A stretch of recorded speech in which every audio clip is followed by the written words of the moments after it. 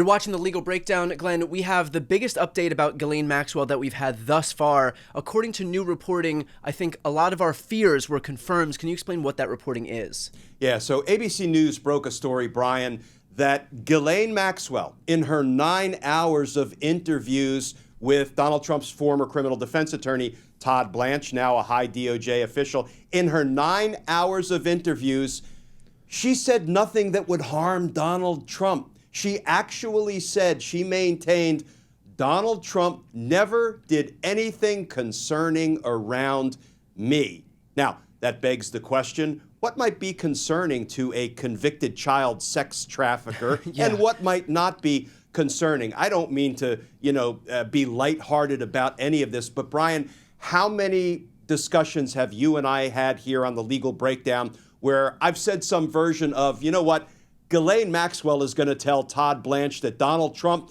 is pure as the driven snow. Right. Never did anything wrong.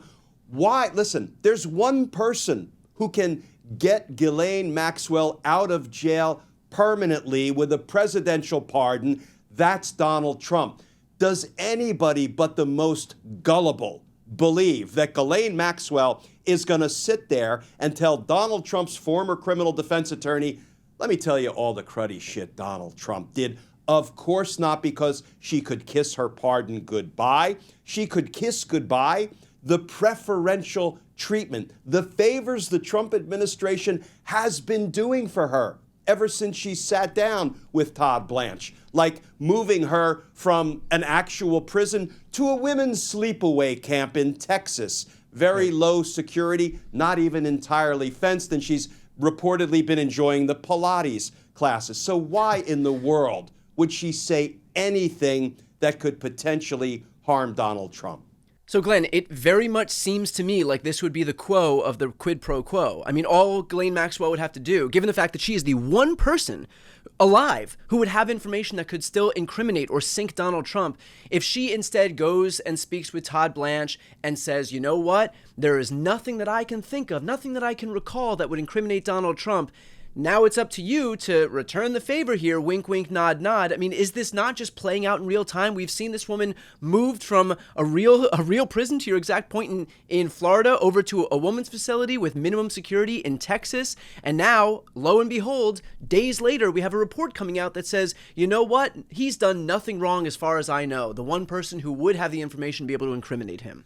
This couldn't be more transparent, Brian. Think about it. If she sat down with Todd Blanche and over the course of 9 hours said, let me tell you about the concerning things I saw, the potentially criminal things I saw Donald Trump involved in. Do you think there's a chance in hell that Todd Blanche and the Department of Justice and Donald Trump would have authorized her step down from a co-ed prison, men and women, to a women's prison camp where, Brian, BOP, Bureau of Prisons, rules say a convicted sex offender may not be housed at that facility? They apparently violated their own rules or gave her some kind of a waiver to have her transferred to a much cushier, confinement facility. Do we really think that the information she provided to Todd Blanche hurt Donald Trump, and then they bestowed this enormous benefit on her, somebody who does not, by BOP rules, even qualify to be in that women's camp? This whole thing is so transparent. It's so ugly. It's so indecent. And what they are doing day in and day out is they are re-victimizing the victims of Ghislaine Maxwell's, involvement in a conspiracy to sexually traffic underage girls. And Brian, the reporting is that Ghislaine Maxwell herself was involved in some of the hands-on abuse of these young girls, not just facilitating this for Jeffrey Epstein. Not to mention, she was indicted on 2 counts of perjury. Why? For lying to try to cover up the crimes of Jeffrey Epstein. Why in the world would anybody credit a single word coming out of Ghislaine Maxwell's mouth? There's also reporting from CNN that says that White House Chief of Staff Susie Wiles, J.D. Vance, Pam Bondi, Kash Patel, Todd Blanche are all going to meet at J.D. Vance's residence to discuss the Trump administration's strategy with regard to Epstein. Now, notwithstanding the fact that I'm old enough to remember when former President Bill Clinton, he wasn't even president at the time, but met with Attorney General Loretta Lynch on a tarmac for a few minutes, and that was fodder for right-wing pearl clutching for the better part of months. And yet now you have all these people meeting together to talk strategy as it relates to Epstein. Can I have your reaction to this new meeting that's going to take place? You know, Brian, it both breaks my heart and infuriates me that the traditional separation between the White House and the Department of Justice that I think almost all presidents practiced and acknowledged the importance of. The White House doesn't get involved in directing criminal investigations or prosecutions for obvious reasons. It's dead. It's gone. This is an illegitimate, I don't want to say illegitimate Department of Justice, because there are 110,000, good, honest, hardworking employees at the Department of Justice doing the work of the American people. I believe it's something like 4,000. I saw reports recently. 4,000 employees have been fired or left the Department of Justice. This is the corruption of the leadership of the Department of Justice, which is now basically abdicating its law enforcement responsibilities to Donald Trump, a 34 times over convicted felon. So what could possibly go wrong with our nation's law enforcement? But the fact that they are sitting down for, a little script meeting to see how they should continue to produce the reality show that is, Cover Up Palooza, should move forward. It's beyond obscene, and it does such violence to the way the rule of law is supposed to be, executed, supported, carried out in our nation. Glenn, can you speak on the fact that we are still supposed to see some type of a possible deposition where the House Oversight Committee goes and meets with Ghislaine Maxwell? That was postponed pending a decision on her appeal of her conviction to the Supreme Court. But notwithstanding, there is the possibility that when the Supreme Court rules one way or the other, that Ghislaine Maxwell will then meet with members of the House Oversight Committee, including Ranking Member Robert Garcia.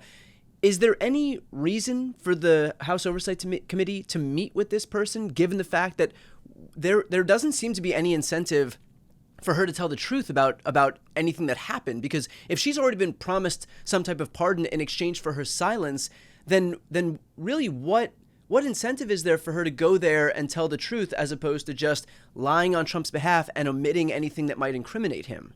Brian, her incentive, what is motivating her now is doing what's best for Ghislaine Maxwell.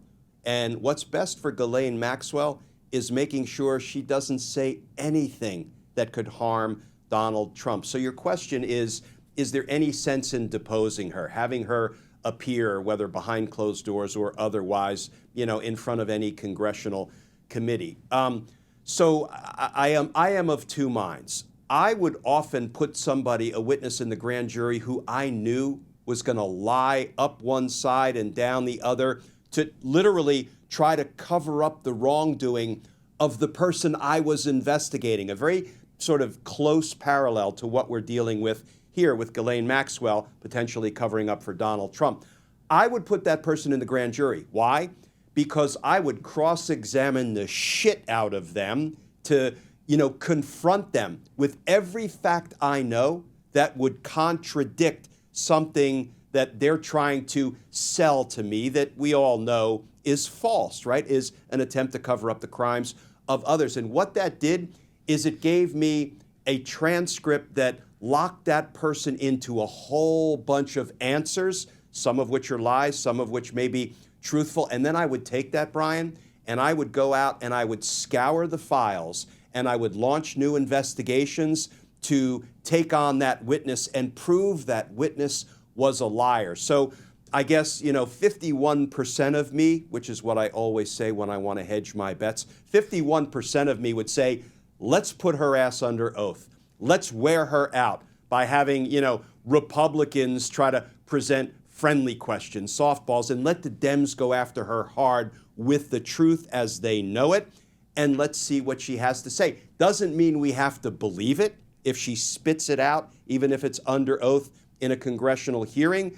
But I would prefer to put her under oath and wear her out, and then in a normal world, not in the legal upside down in which we're living, we would have hundreds of thousands of documents in the Epstein files, probably many of which could be used to prove that Ghislaine Maxwell is a liar. The problem is those files are in the possession of Donald Trump's dirty DOJ leadership as well. So, but you know what? I would rather cross-examine her, see what you could get out of her, and then use that to move forward in an investigation.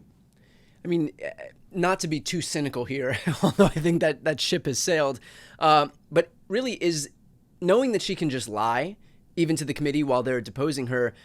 She has a pardon waiting for her at the end of this thing. So what downside is there to her either lying on Trump's behalf, even if it means perjuring herself, knowing full well that she's got her literal get-out-of-jail-free card waiting for her at the end of this, and that the guy who she's lying on behalf of is the one person on earth who could get her out of jail and give her that get-out-of-jail-free card? Yeah, given the bulletproof nature of a presidential pardon, particularly as Donald Trump's Supreme Court justices, and I do use Donald Trump's Supreme Court justices advisedly because those 6 right-wing justices are forever doing Donald Trump a solid in the rulings they've been handing down, including the presidential immunity ruling. They've basically given Donald Trump carte blanche to issue what I think most people would consider criminal pardons, to silence somebody or buy somebody's silence who could otherwise incriminate themselves. Rarely do I cite Bill Barr as an authority for any proposition of the law, but even he said in his congressional testimony it would be a crime for a president to issue a pardon to silence somebody who could present incriminating information about the president. So, but you're right. Anywhere we turn, it seems like Donald Trump, as supported, bolstered by his 6 Supreme Court justices, have, pretty much cut off at the pass any hope of accountability coming to a Ghislaine Maxwell in the event she is pardoned for all of her crimes, including lying to protect the president. Well, we will, of course, stay on top of this. This case is moving quite quickly. So for everybody who's watching right now, if you are not yet subscribed to this channel and Glenn's channel, I'm going to put both links right here on the screen. It's the best way to support our work. It is completely free, and it's a great way to show some support for independent media more broadly. So again, links to both of our channels are right here on the screen. I'm Brian Tyler Cohen. And I'm Glenn Kirshner. You're watching The Legal Breakdown.